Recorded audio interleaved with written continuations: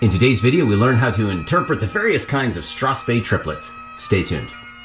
Well, hello everybody, I'm Matt Willis Bagpiper, and on this channel I make videos to make you a stronger and more confident piper. If you like this kind of content, please think about giving the video a like and subscribing to the channel. I also teach Skype and online lessons if you want more personalized instruction, but more on that later. The Strathspey triplet, the thing you're seeing, boom, right up here. It often looks like a 3 with a little dealy-wop around it. Sometimes it's just the number 3, but what does it mean and why is it written like that? Now this symbol means triplet, and in most Western music that means we want to divide this right there into 3 equal parts. Triplet, triplet, triplet. But in Scottish Strathspey music that is not how we're going to play triplets when we see that symbol. Instead, much but not all of the time, it's going to mean that we're going to play 2 notes quickly down to a 3rd note. Da-da-da, da-da-da. Why they chose to write it out like this? Well, to be honest, I don't know. And in more modern Strathspeys, you'll often see it written like this. That is better, but still not completely accurate for reasons we'll get to in just a moment.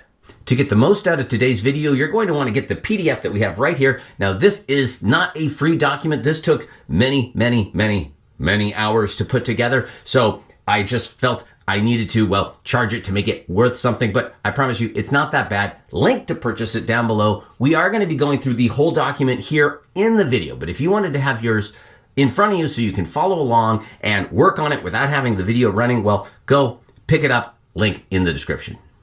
Now, in a previous video where I discussed all the different types of Scottish dance music, when I discussed Strathspeys, I went into the fact that the short notes within a Strathspey are not written properly in the 4/4 or common time signature we often use. That right there, that's the time signature we see that designates Strathspey playing in pipe music.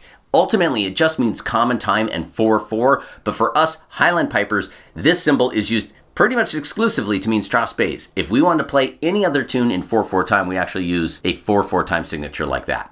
So if you see that C, what it really means is that the 16th notes or the short notes you see within a Strathspey are not a quarter of a beat. Normally, a dotted 8th note in 4/4 time would be 3/4 of a beat, and then the 16th note would be the other 25%. So in Scottish Strathspey playing, the beat is really subdivided into 6 rather than 4. So the dotted quarter note really means 5/6 of the beat, and the 16th note really means a 1/6 of the beat rather than a quarter of the beat.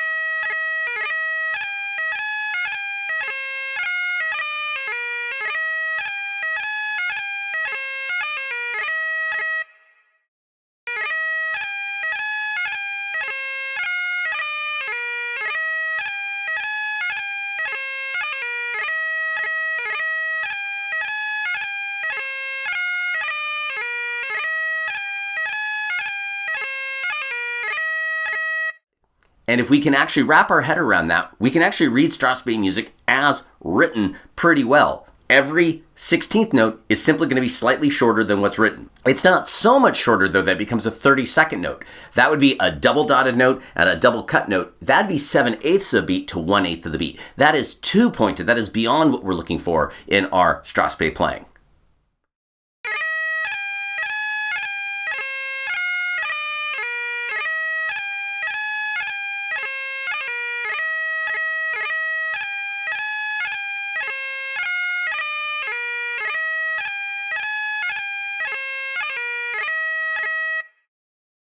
So really, the note right between a 16th note and a 32nd note is a 24th note. Well, those don't exist, but they do exist in the form of a 16th note triplet. I know this is a lot of math early on, but I wanted to get a few things out of the way at the beginning to tell you why this right here is both a good but not entirely great way of writing the Strathspey triplet in modern music. So if you see this, you see 2/16 to an 1/8. If we interpret those 16ths to be a 1/6 of the beat, a 1/6 of the beat, and then that 8th note meaning the rest of the beat, in this case being 2/3 of the remaining beat, then that's actually accurate. However, if we wanted to write it out mathematically properly in music, it looks like that.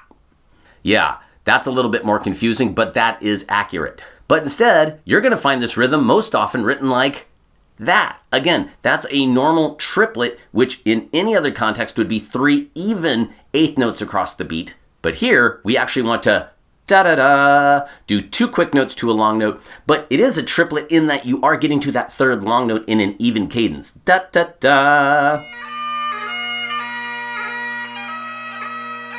So enough talking about the basic theory. Let's look at the first Strathspey triplet example here, which we have is the descending Strathspey triplet. So you can see in this first measure, I have it displayed in one of the 2 ways you're likely to see it written, with the 3 underneath, as well as the 2/16 to an eighth. So either one of those is going to be played as shown in the next few bars. So in this measure, we see now I've moved it to 6/8 time. And in this case, I actually want to count each of the 6/8 notes as a beat. 1, 2, 3. So using this system, which is part of my extended counting method, you can learn more about that up there and link in the description below. If the number is in parentheses, we are not going to say it out loud. We're going to hold the note before it across those numbers. So in this case, we're going to hold 3 across beats 4, 5, and 6. So this is a great way of really feeling in a reasonable tempo the basic rhythm, but slowed down by 6 times of the Strathspey triplet. So let's go ahead and try this measure with a metronome.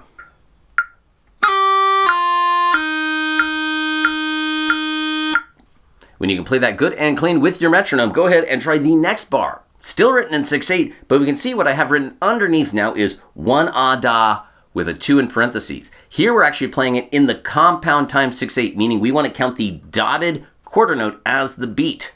And a link up here and in the description below for counting 6/8 times in particular. So you can hear that I'm snapping or that the metronome will be clicking, but I'm not actually saying the 2. We're getting the 1-ah-da, the F, E, and D all out of the way evenly across the first beat of this. So this really is a true triplet, but we're holding the last note across the next beat. So let's go ahead and try to give this a go.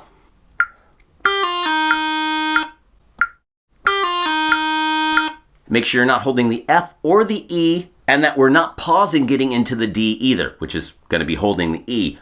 Ba-ba-ba, one-a-da. You want those all even heading down to that last long note that we're going to push. Then finally, I have the last measure here in 1/4, representing 1 beat in Strathspey time. However, now we have it written out mathematically correctly for music theory. So here you can see that we have the 16th note as triplets across the first half of the beat, and then we're holding that final D we're landing on across the second half of the beat.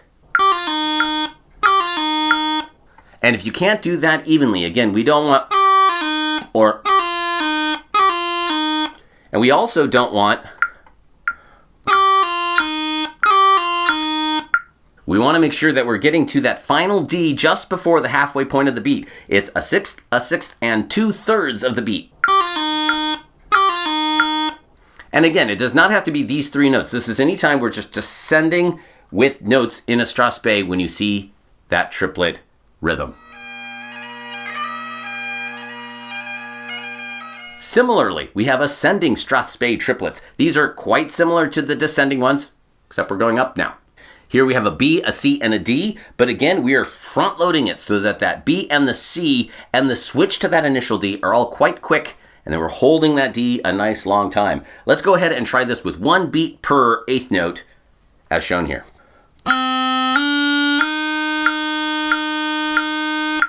Next, in proper 6/8 compound time, one-a-da, one-a-da, one-a-da. And then finally, in 1/4, taking just 1 beat to play this whole rhythm, did-a-dee, did-a-dee, did-a-dee.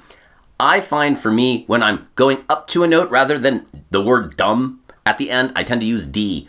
Use what works for your vocalizations here. These aren't set in stone. But typically when I'm going up, I say D on the long note. When I'm going down, I say dumb. I've tried to show that in this document, but again, you do what works for you in your world. These descending and ascending Strathspey triplets are going to be the bulk of the triplets you're running into in Strathspey music, but they are certainly not the only ones, especially as you get into more intermediate and advanced tunes. The next Strathspey triplet we're going to discuss is the stationary Strathspey triplet. typically written with a G, D, E across a low G, an A, B, or a C. And you can see it's often written like this, but you'll occasionally find it written like that as well. And while those look very different from one another, they are actually played, again, the same. And it's the exact same rhythm we just played with the descending and ascending triplets. However, incorporating grace notes in these changes makes it feel quite a bit different under the fingers. So again, we'll look at that first measure in 6/8, where we've slowed it down by 6 times to make sure we're playing this evenly and cleanly the way it should be. Now let's play it in 6/8 compound time, where there's only 2 beats per measure, slowed down now just by 2 times, same basic idea.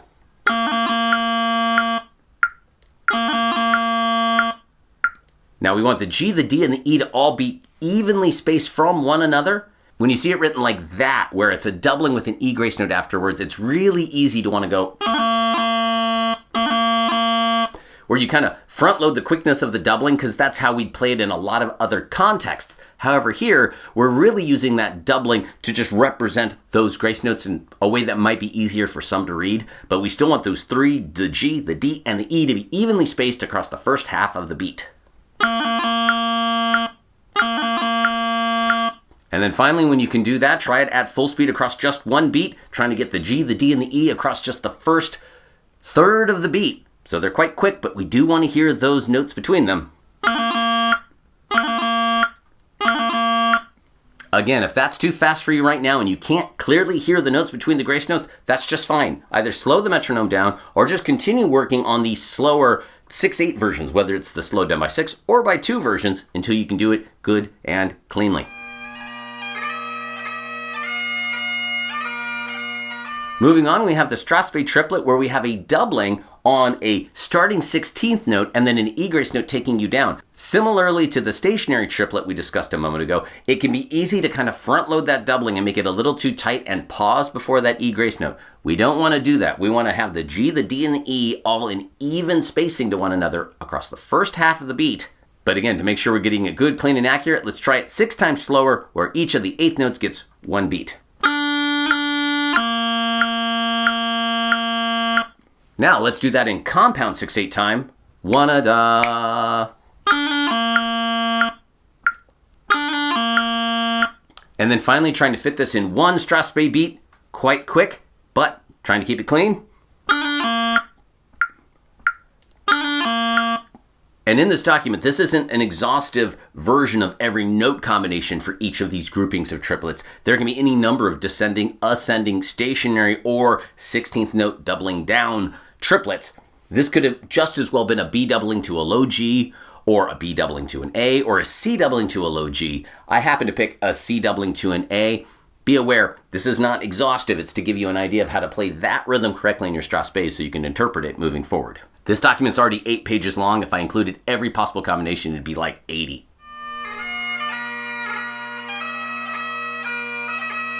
This next Strathspey triplet is probably the most confusing, for good reason, because it's played in one of 2 rhythms and it's not always clear what you should do. So in this case, it's a staggered triplet where the first note is lower than the second note, and then the third note takes you back down, either to the starting note or not. That doesn't really matter.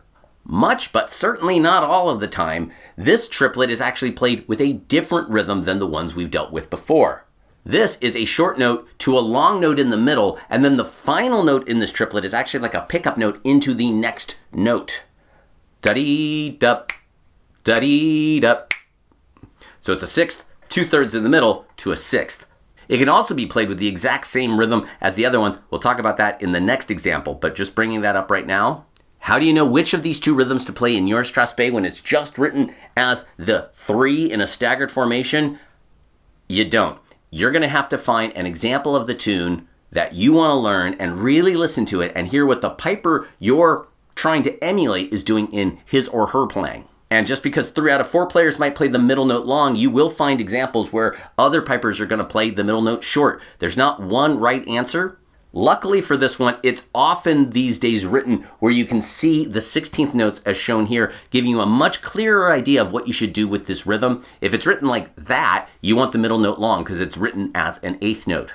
If it's written like this, you would play it with the two shorts to the long, as we had done with all the other triplets. But much of the time, especially looking in older books, you're still going to see that. And again, it's not always clear what you should do. You're going to have to listen to the source material or figure out which one you think fits better in the tune. Ultimately, you're playing for yourself. And if you're not playing for yourself, ask your pipe major which one you should do. Because if you're in a pipe band, it's all about what the pipe major's interpretation of the music is to make sure you're all on the same page. That being said, let's go back to the staggered triplet with the middle high, version 5.1 here, and give this a try 6 times slow. Now in proper compound time, 1-up. This is hard to end on the short note. There's going to be examples moving on where I actually have notes afterwards, which makes this rhythm in particular easier to play, but I really want to just isolate the triplet right here. So you're going to be ending on a nice short note, a little bit hard to do.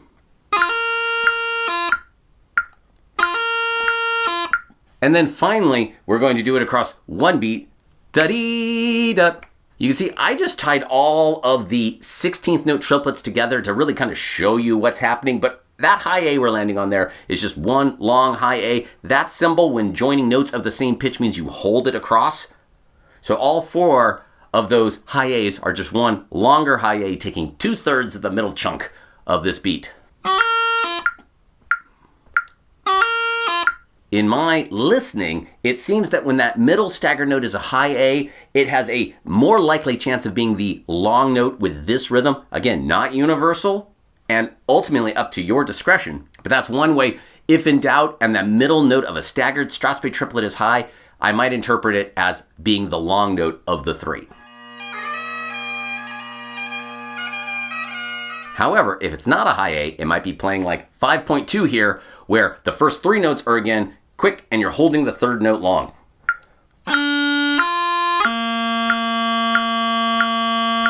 Now let's try that in compound 6/8 time. 1-da. And then finally this rhythm across one beat, diddy-dum, diddy-dum. That is quite a tricky one to get going, so spend your time on it. Keep it slow if you need. I'm not even sure I got a 6/6 2/3. It might have been more of a quarter and quarter and a half, but you know, we're doing our best here. This next section of Strathspey triplets is all about incorporating them into something resembling the music you're going to be playing, and that often makes these triplets turn into what I call hidden quadruplets. I call these hidden quadruplets because there's often a short note leading you into the very Strathspey triplets we just work out. But that short note beforehand is like part of the overall rhythmic idea of that Strathspey triplet now. Bum, ba-diddy-dum. So you can hear that that note leading into it is right in context and speed with the other ones. This will get clearer as we move through these examples. So as we look at number 6 here, the hidden Strathspey quadruplet, I want to point out the first note we're starting on has a doubling. Doublings in Strathspeys when played on long notes, non-16th notes, are there for emphasis. We want that doubling to come out at full speed regardless of the speed of the metronome. It is not metronome dependent. Now, if that doubling's on a 16th note, it's almost always going to be part of the rhythmic nature of the tune, where that doubling is going to be played as those 6th of the beat, 6th of the beat notes within the structure of the tune. And when you're playing a Strathspey at full speed for your fingers, those doublings are going to be the same, whether they're being used for emphasis or for rhythm. But as we slow the tempo down to get them under control, I'm going to keep the doubling on the long notes quite quick, clean, but quick. And I'll keep the other doublings as open as they need to be to match the metronome speed we're working with. It's all spelled out here in the document, but it's not a typo that I have doubling showing up on these long notes and that they're not spelled out. That was by design. So to do this first rhythm where we see a C doubling on a dotted 8th note heading up to an E, and then a Strathspey descending triplet of F, E, D, 6 times slower, it's going to sound like...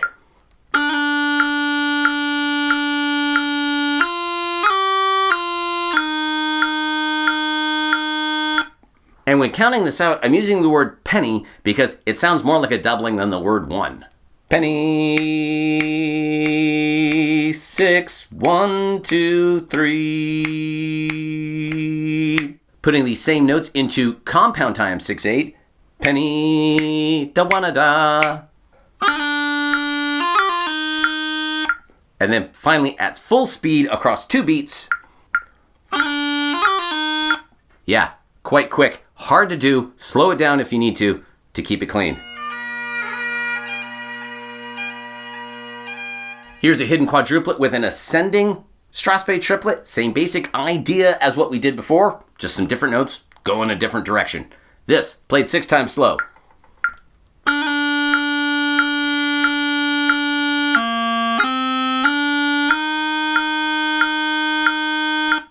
Now, those same notes played in compound 6/8 time. Penny, da, wanna da, penny, da, wanna da. And then finally, at full speed, penny, da, did-dum. That hidden quadruplet, quite quick. We want it nice and evenly fast until you get to the long note. We're not trying to hold anything within those fast notes. Penny, da, did-dum, penny, da, did-dum. Still trying to get that G grace note right on the click of that metronome. Let's see if I can do it.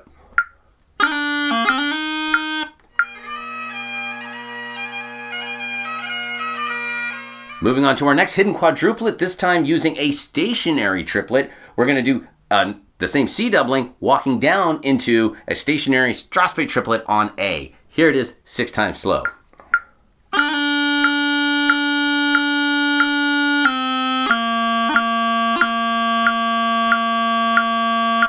And in compound 6/8 time, penny, da, wanna da. And then finally at full speed, just 2 beats.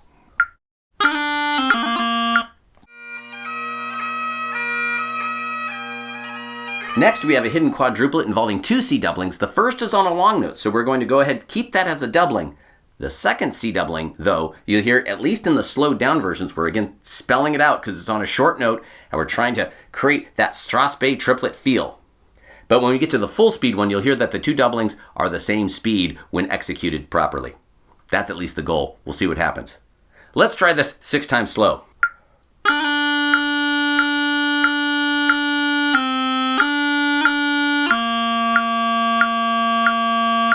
And in compound 6/8 time, penny, da, wanna da. And then finally at full speed. Again, that's quite a fun one to do, but a little taxing under the fingers. Next, we have 2 hidden triplets rather than a quadruplet. This is involving that Strathspey straddled triplet where the middle note was high.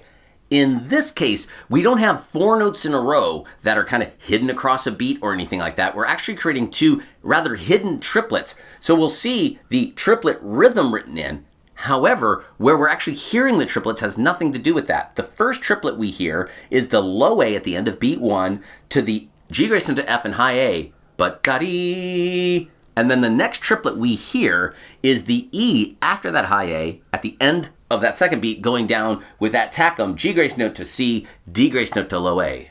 But-da-dum, but-tackum. So we have a doubling, a hidden triplet up, and a hidden triplet down. This is actually a really fun one, but quite confusing to look at. You look at how it's written here, and then how we're going to play it. We got to deal with what we're given. This is how it's often written. Let's see what happens. 6 times slow.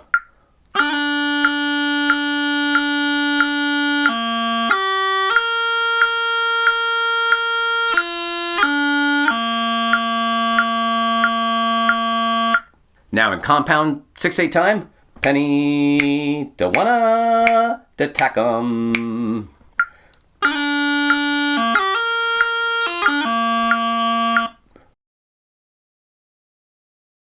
Penny, da, diddy, da, tackum.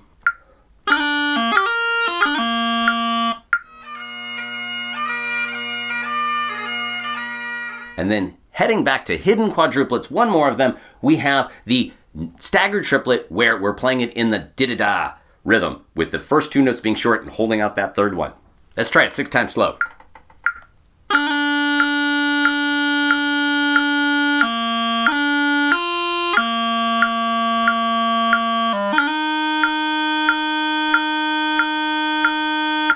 Now, same idea in compound 6/8 time, taking 3 beats to get through this idea.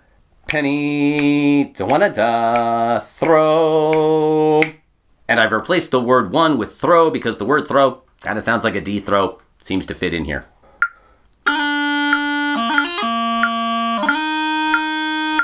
And then finally, at full speed, let's see if I can do it.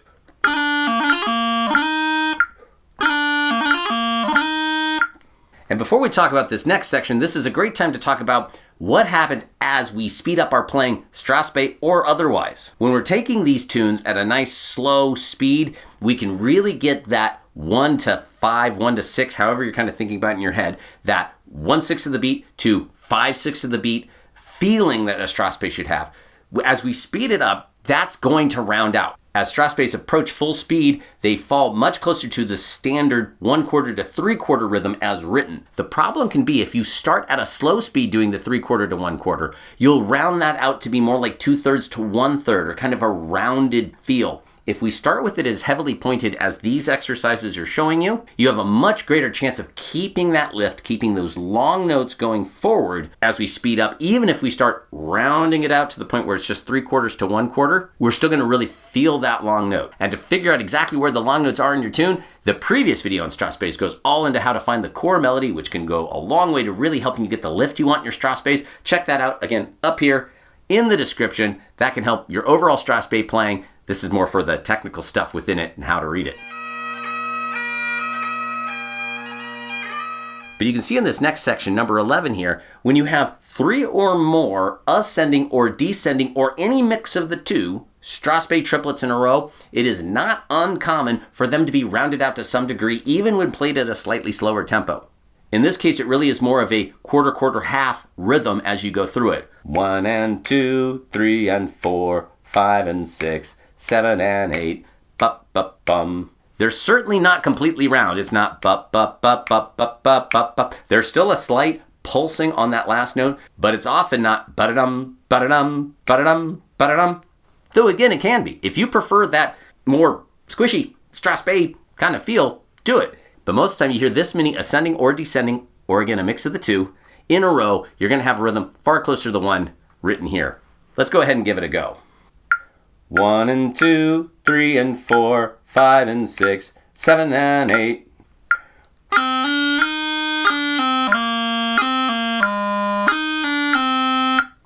And at full speed. Again, not universal, but quite common when you have 3 or more ascending or descending Strathspey triplets. They're often rounded out slightly more than the same triplets found elsewhere in sometimes the same tune. Also, I have not heard this happen if the other triplets are the other variety. If there's a stationary triplet, a staggered triplet, or a doubling down type triplet, I have not heard those in the context of this, even when they're in a row, be rounded out. This really seems to be for that more sing-songy up and down motion that the ascending and descending triplets give you. But if your tune seems to round out any section, well, do your best to emulate the piper of your choosing that you're listening to. This is just a guide on how to help you start reading all of this Strathspey stuff.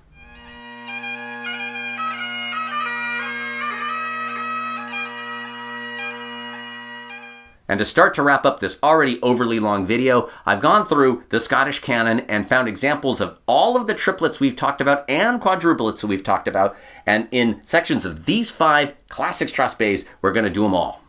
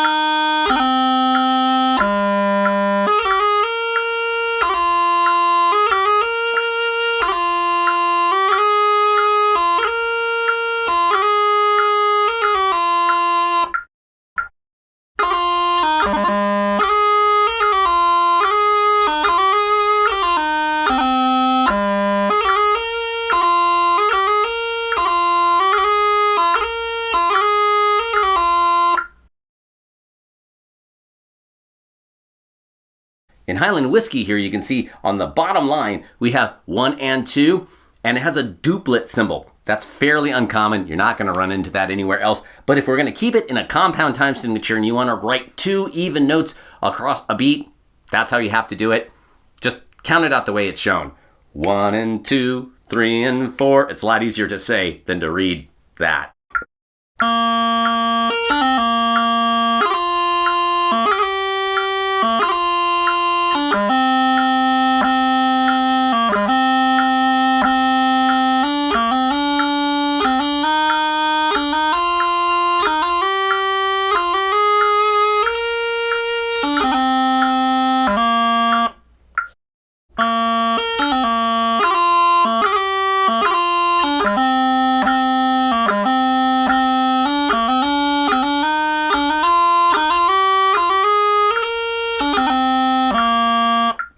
Well, there you go, everybody. Strathspey triplets in just about every format I could think they can occur in. I'm sure there's some other ones, but with what you've learned here, you should be able to interpret them in the music where you find them so that, well, you can play them as they're probably supposed to be written.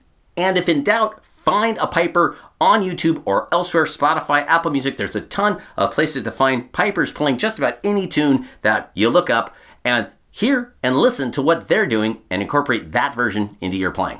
Again, if you'd like this PDF document here where I both show and describe everything talked about in this video, place to purchase in the link below. Well, thank you so much for watching, everybody. If you like this video, please think about subscribing to the channel, and I'd love to hear your thoughts. Comment below with how you interpret Strathspey triplets, how you go about playing them, and if you found this helpful. A huge, huge shout out to my Patreons. You'll see their names scrolling up. These are folks that support the channel monthly. They make videos like this one possible. This document here took me the better part of 3 weeks to come up with, and so the video content had to slow down for a while, and it's the support of these patrons that make that possible, so thank you guys so much. I'd love to add your name to this list. Go check out the Patreon. I also teach Skype and online lessons. Head over to www.commandyourbagpipe.com or email me at the address you see here, and we'll get you going. I'm working with folks from all over the planet, and I hope to work with you soon. I also have a line of Command Your Bagpipe merchandise, like this lovely Highland Bagpipe ornament tree here that has all the major Highland Bagpipe ornaments in one place spelled out with their proper timing and everything, so check that out. But there's also mugs and hoodies and hats and t-shirts, so go get yourself some bagpipe themed merch. Well, thank you so much for watching, everybody. Again, I'm Matt Willis, and until next time, cheers.